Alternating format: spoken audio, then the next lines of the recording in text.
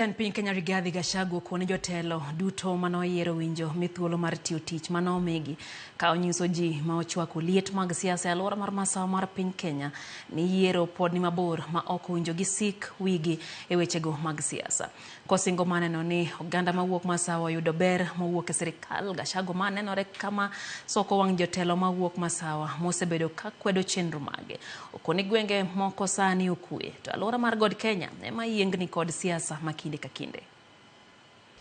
Hii ni wakati ya kazi. As far as I know, uchaguzi uliisha. Ama iko uchaguzi? The next election is 2027.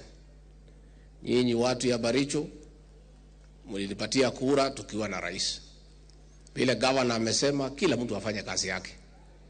Rais apewe nafasi afanye kazi yake. Deputy President apewe nafasi afanye kazi yake.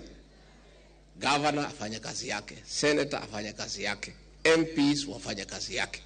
Kila mtu ako na kazi yake. Wakati ukifika, watu watarudi kwa raia.